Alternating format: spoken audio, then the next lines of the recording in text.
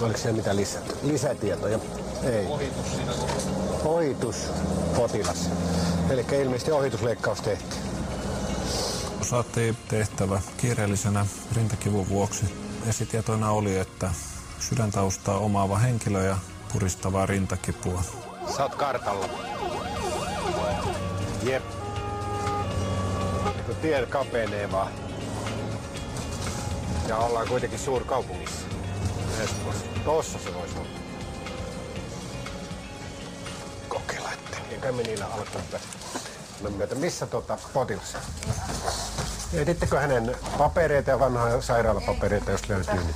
Yhtäkkiä rupesi koskea aivan helvetisti, joka on ihan uutta. Joo, voitteko käydä vaikka tuohon pitkään? Me otetaan sydänfilmi. Menkää ihan varovasti. Ei ole mitään hätää. Kyllä on koskenut kuulkaan. Annatteko hänen kelakortin meille, niin tää homma mä saan noin tiedotusta.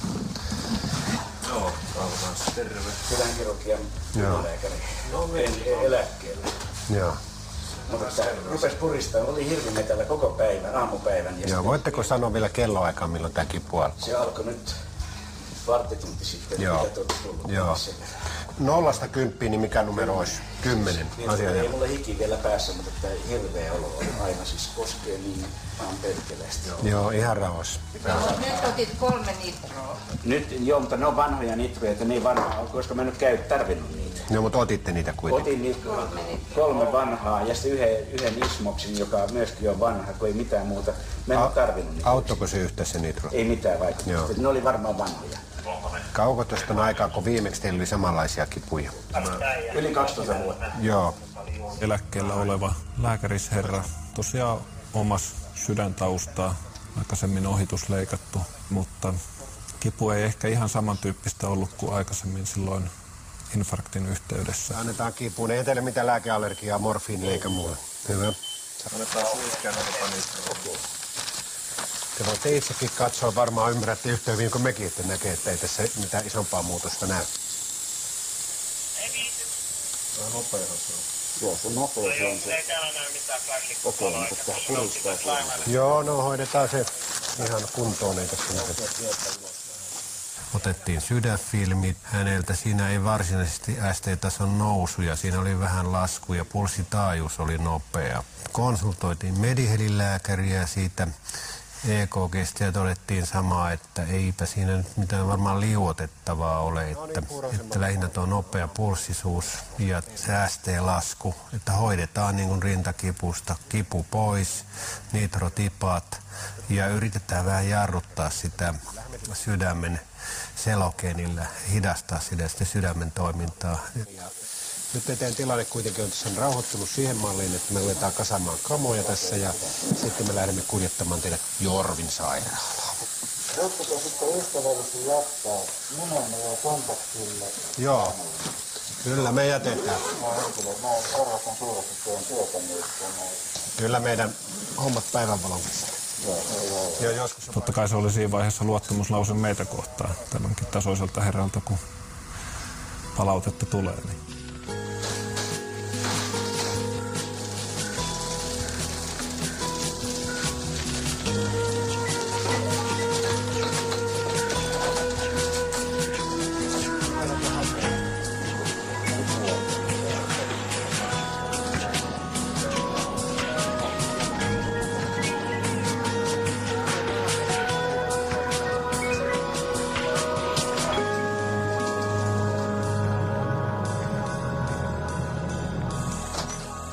Hieno homma on, sinne ollaan peritty.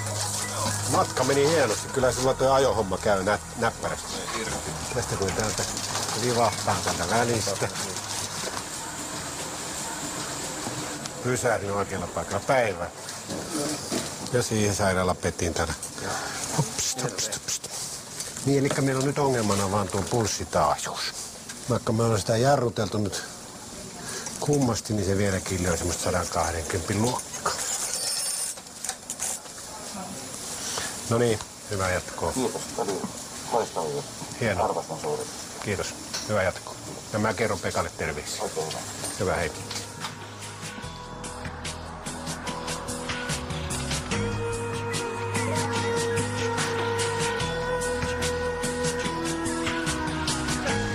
Varovaa! Ei voi enää vetää.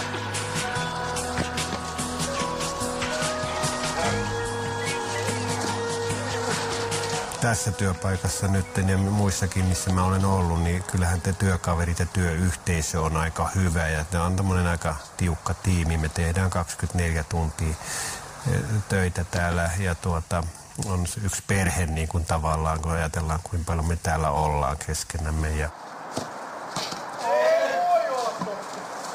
hyvä työyhteisö ja kyllä totta kai se auttaminen, että vaikka meidät useasti haukutaankin ja kyllä sitä kiitostakin tulee. Ja kyllä se pitää pinnalla se kiitoskin.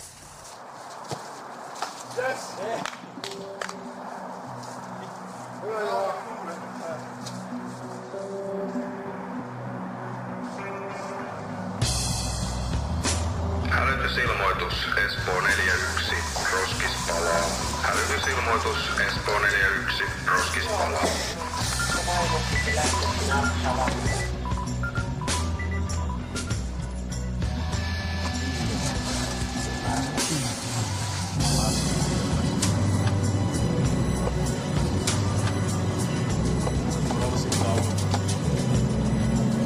Itse asiassa näyttää, että tää on niinku uimahallin toisella puolella. Illalla tuli hälytys Kauniaisiin ja roskis on siirretty jätteidenkeräyspisteestä 500 metrin päästä pois, koska se ollaan 2 kertaa vai 3 kertaa kesällä käyty sammuttaa ja iso lehtiroskis ja nyt se oli siirretty turvaa uimahallin ja urheilukentän taakse ja pyromaani oli löytänyt sen kuitenkin. Ja se on? Lehtiroski samanlainen. Yksi työjohto riittää siihen.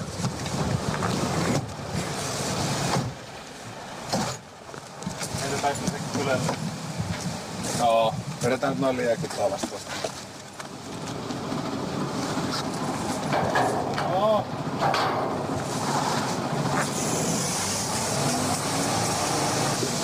Laittaa vähän sammua, niin kaadetaan. Pyromaanin aiheuttamia keikkoja meillä on Espoossa ollut sykleissä. Että niin kauan kuin yksi toimii, niin silloin on paljon tehtävää. Ja tällä alueella oli nyt syksyllä pieni buumi, ei osunut tosi meidän vuorolle, niin jonkun verran roskiksia ja autoja poltettiin. Yhden noista muista paloista, niin aika iso prosentti on mitä pyromaani. Opetusmateriaalia junioreille. Älä tee näin. Nämä meidän pyromaanit on ehkä, että ne itsekään tiedä olevansa pyromaaneja, että ne on hetken mielijohteesta pikkupoikia tai muita, jotka sytyttää jonkun lehtiroskiksen ja osa niistä sammuu ja osa lähtee lapasesta ja sitten se onkin meidän homma. Tai ei sammu oikein millään, se lehti on niin hirveä kasa lehtiä, että se on ainoa tapa kaataa ja sen jälkeen kun me levitetään tuo lehti, niin se kuski, joka tulee tyhjentää ton, niin se on aina varmaan tosi tyytyväinen. Pitäisi varmaan heittää pystyyn, tai nostetaan sen verran noita lehtiä, että ne ei jää tuohon väliin.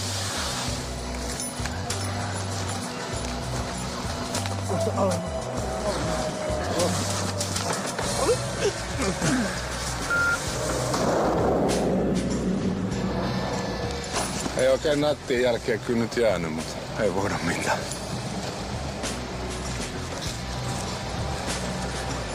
Tai ostaa se pieni pää pilkistää pusikosta katto.